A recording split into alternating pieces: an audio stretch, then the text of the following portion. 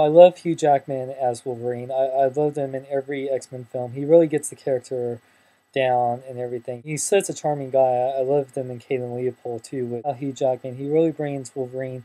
He's more than just his rage and his sarcastic sense of humor and stuff and badassery. He really brings depth and everything. This is a guy that has been through a lot because the way they explain Wolverine in this movie, he's like they do change the story. They get a lot of his original comic background, which I really liked.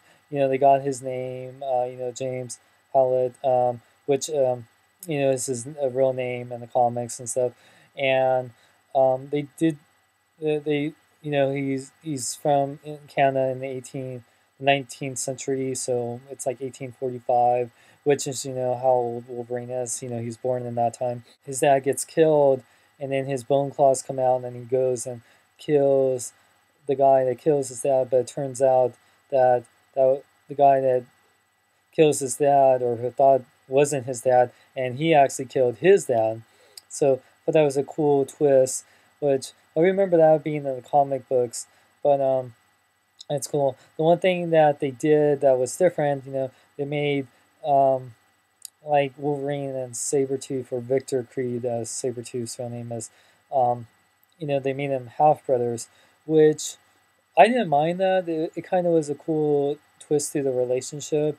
It was definitely better how they developed this relationship than how it was in the original X-Men movie, where it's like Wolverine and Sabretooth they fought each other, but they never really acknowledged. It's like, oh, Sabretooth, I remember you, and stuff like that. So it's kind of, when you watch this movie and you go back and watch the original X-Men, it's kind of like, hey, how come, well, I'll get more into that and stuff like that. But no, it was cool. The opening was really awesome. I loved how you see Sabretooth and Wolverine, they're like brothers fighting in the Civil War, World War One, World War Two, and Vietnam.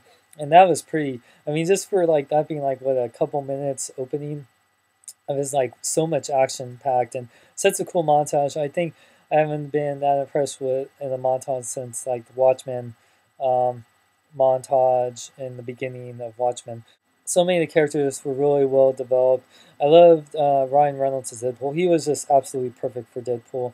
I mean, I couldn't imagine anyone else playing Deadpool more than Ryan Reynolds.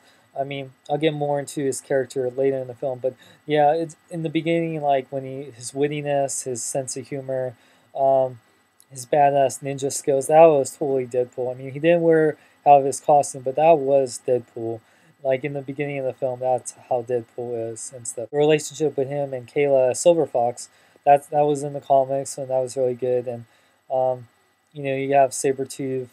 Um, you have like the relationship after he's with the Weapon X team. With also like Bolt, which he is a character in comic book played by the guy from Oz, and Dominic, whatever his name is. But and yeah, Blob, which Blob was never in the Weapon X program, but I guess they just want to add him on there, and he's really skinny in the beginning, which it's like that's Blob, but you'll see him later in the film.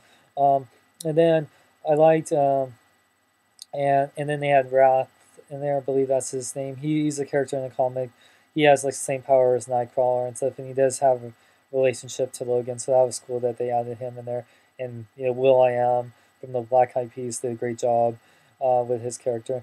Um, and then they had Agent Zero, which that's actually um, Maverick in the comics. That's his other name, and in there. So I didn't really like how they did Maverick because he has kinetic energy, and they made him more like Domino from the X-Men universe, where totally skilled, or kind of like Hawkeye, very like can perfect aim and stuff like that. But I don't know. Since they didn't call him Maverick, they can always bring back the real Maverick because they made a Maverick toy, but he's totally different from Agent Zero in the film. How did he get his name Logan and stuff like that? Well, if you read in the credits, Thomas Logan, which is Wolverine's real dad, that he that's his last name. So Logan apparently like throughout the years, and when he works in the Weapon X program, he takes on the name as Logan because so people don't just call him by like James and stuff like that. So I guess it's like an alias. But so I mean, they never really acknowledged that in the film. But Lynn Collins did a great job as Silver Fox. Her power's a little different.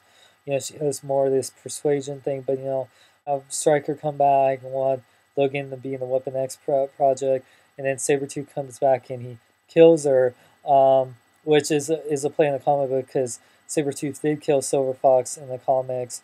And the whole thing when Logan wants revenge on Sabretooth and goes to Weapon X and gets the adamantium put into him. And it's just like in the comics. One thing that they really changed and everything, he gets amnesia from the project and stuff and doesn't remember who he is, but they changed that so he does know who he is. Instead, Stryker wants to give him amnesia and everything, and I thought I was like, oh what? And so I was like, what? And so he knows where he is, and like he knows who he is and stuff like that. He knows about Sabretooth and everyone. So he goes and he has like the family that help him and stuff. Where like he meets this old couple and you give him like the motorcycle and the jacket and stuff. Unfortunately, they get killed by Agent Zero, who's just like, he just want to like punch him and stuff like that.